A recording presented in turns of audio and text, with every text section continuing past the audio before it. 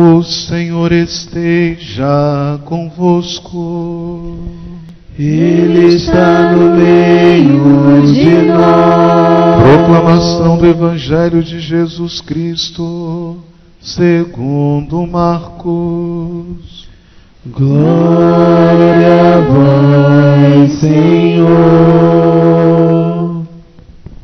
Naquele tempo, Jesus e seus discípulos atravessaram a Galileia.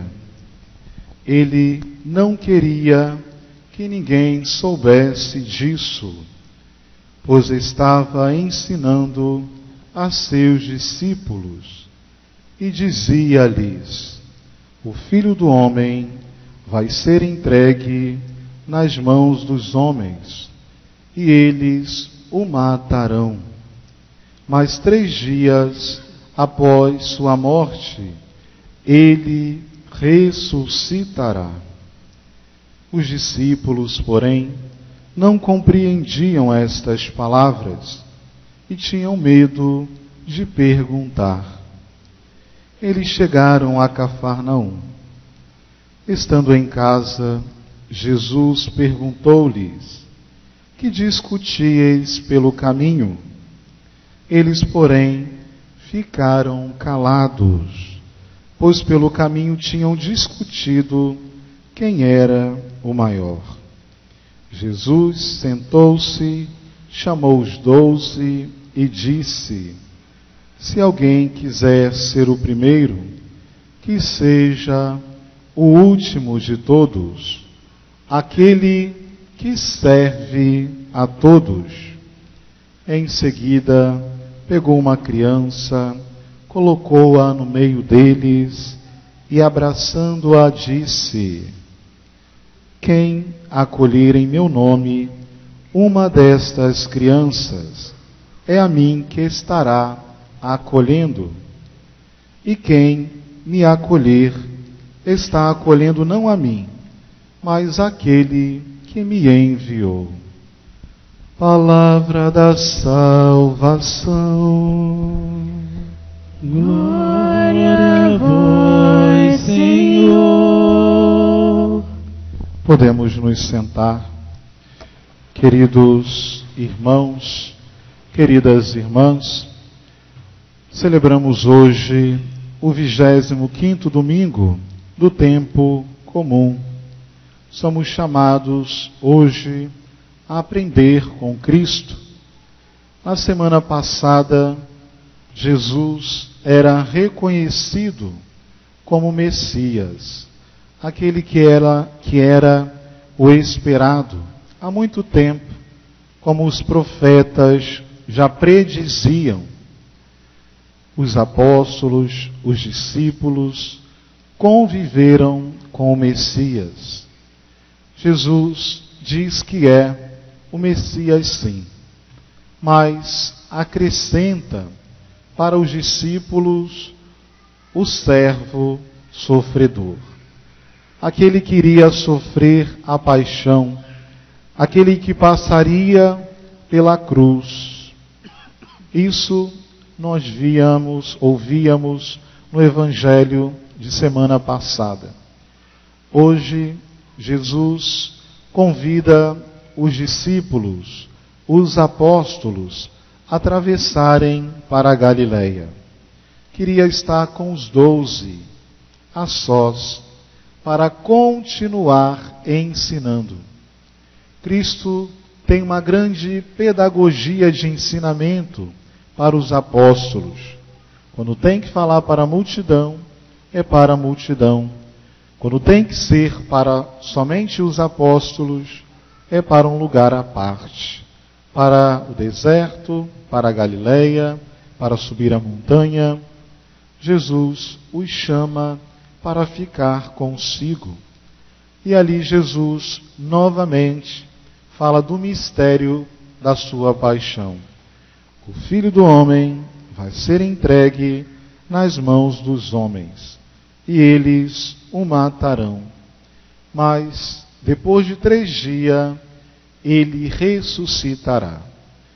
Jesus estava falando de si mesmo, estava se referindo a ele próprio. No entanto, os discípulos não compreenderam as palavras do Senhor, mas também não perguntaram o que significaria sofrer a paixão, sofrer pelos perseguidores. Jesus, aqui no Evangelho de hoje, quer dar um novo sentido para quem ele era. Os discípulos já estavam acostumados com o Mestre, que lhe realizava milagres, proezas. No entanto, não estavam acostumados a ouvir sobre o sofrimento, sobre a dor.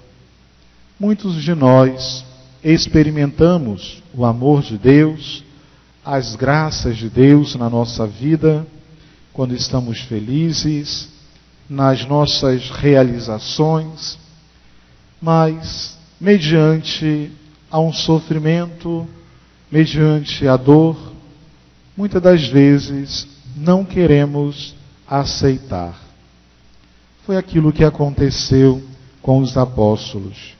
Talvez ficaram resmungando entre eles mesmos aquilo que estava para acontecer, mas não quiseram se frustrar com aquilo que Jesus falaria, com aquilo que Jesus iria mostrar como caminho para ele. Preferiam ficar com o Messias, com aquele que curava, com aquele que fazia milagres. No entanto, Jesus conhece os seus corações e pergunta: o que vocês estão conversando pelo caminho? Na nossa caminhada, na nossa vida, Jesus constantemente quer falar conosco. Jesus quer conversar conosco.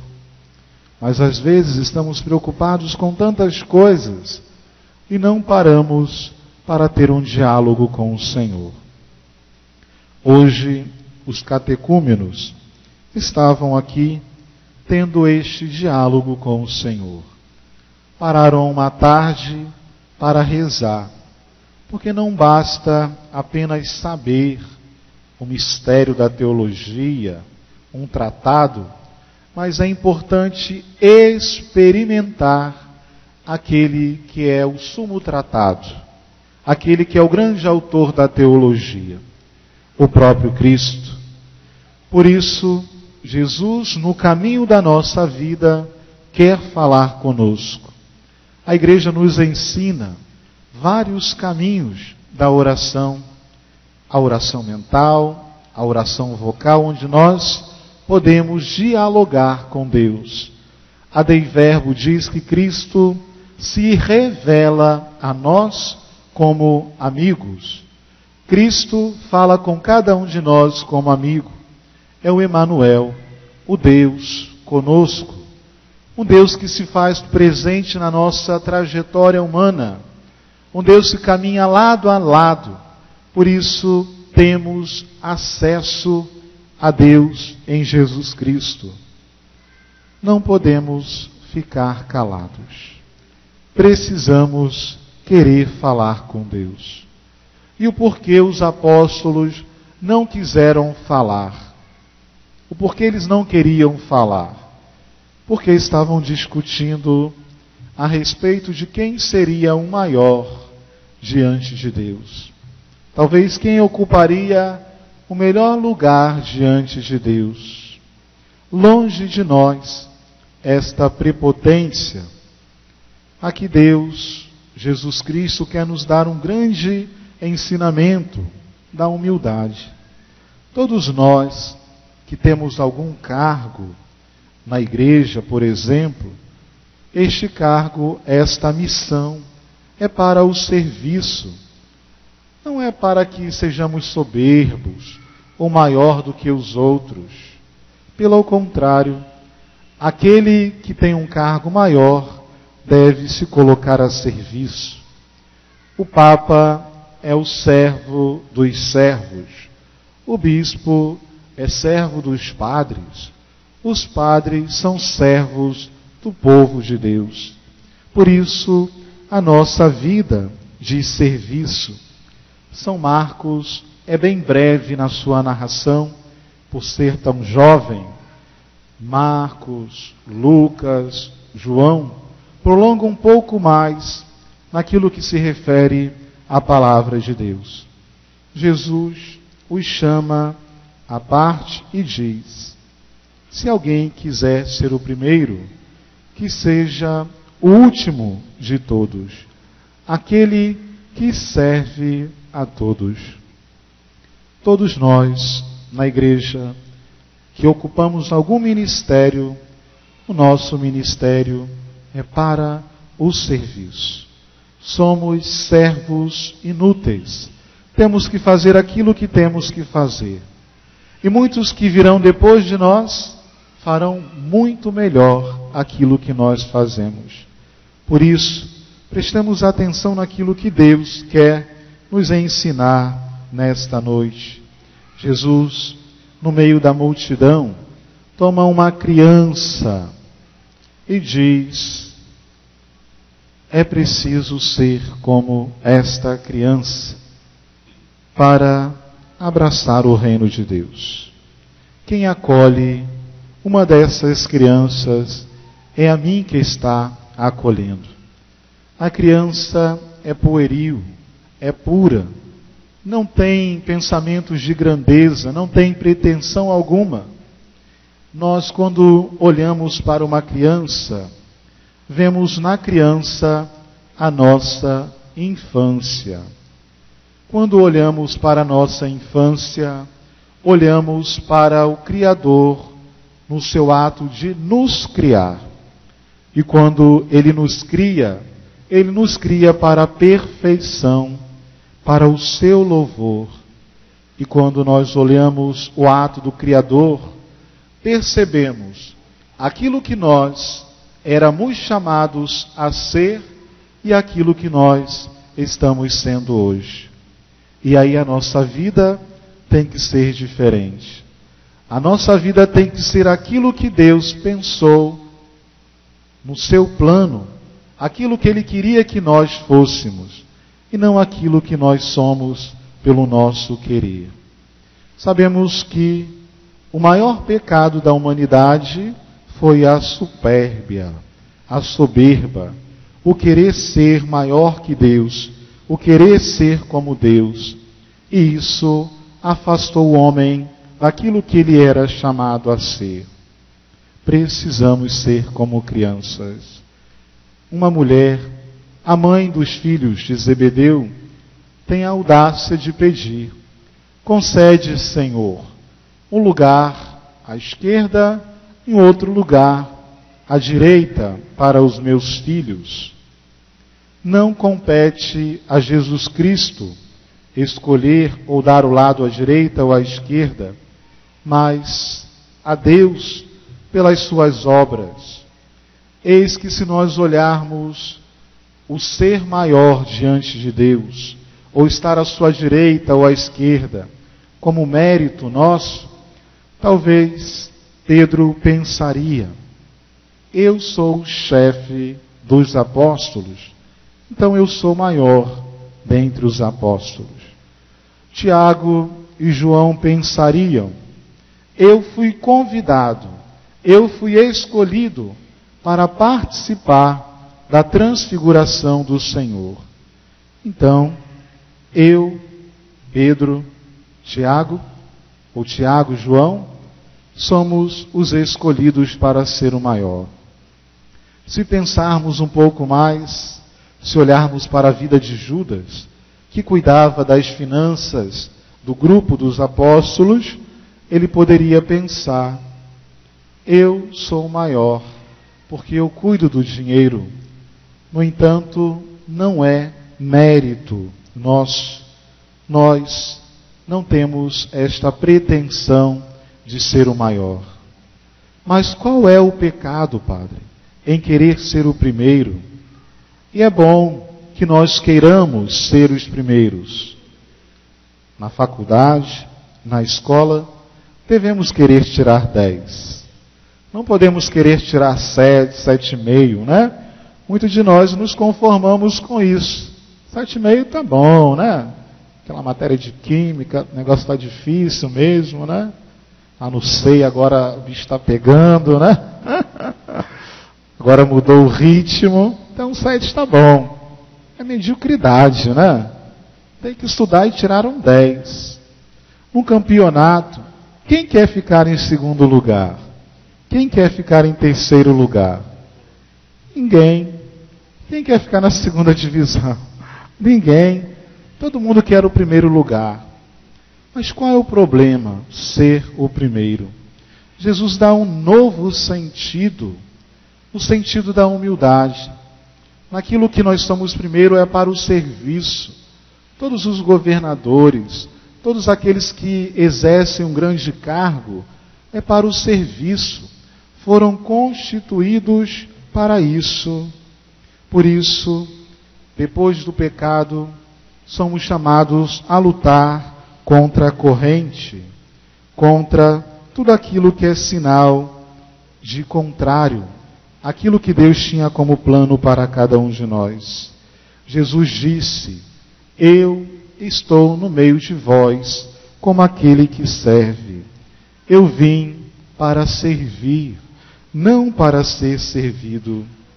É preciso voltarmos lá na criação de Deus e pedirmos este grande remodelamento sobre cada um de nós. Hoje, peçamos ao Espírito Santo que possa plasmar dentro de nós, marcar dentro de nós este desejo da nossa infância, de sermos aquilo que Deus pensou para cada um de nós. São Tiago elenca tantas contrariedades, tantos pecados que nos afastam do amor de Deus. Peçamos nesta Eucaristia, hoje, um coração semelhante ao de Cristo, que possamos ser imitadores dele e aprendamos, ele que é manso e humilde de coração, aprendamos com ele também naquilo que nós fazemos, nos deveres que nós exercemos, a humildade de coração. E precisamos ser como crianças. Em verdade, eu te digo, se não fordes como crianças, não entrarão no reino de Deus. Sejamos como as crianças para herdarmos o reino dos céus, sabendo que aqueles que são os primeiros serão os últimos, e aqueles que são os últimos, estes serão os primeiros. Deus se justifica naquele que é justo. Busquemos a cada dia viver sobre a justiça de Deus, e Ele nos justificará. Louvado seja o nosso Senhor Jesus Cristo. Silenciemos um pouco ainda, deixemos esta palavra fazer o eco no nosso coração.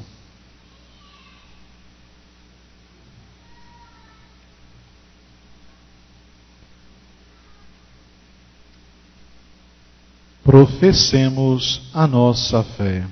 Creio, Pai Todo-Poderoso, Criador do céu e da terra, e em Jesus Cristo, seu único Filho, nosso Senhor, que foi concebido pelo poder do Espírito Santo, nasceu da Virgem Maria, padeceu sob Pôncio Pilatos, foi crucificado, morto e sepultado, desceu à mansão dos mortos, ressuscitou ao terceiro dia, subiu aos céus, está sentado à direita de Deus Pai Todo-Poderoso, de onde há de vir a julgar os vivos e os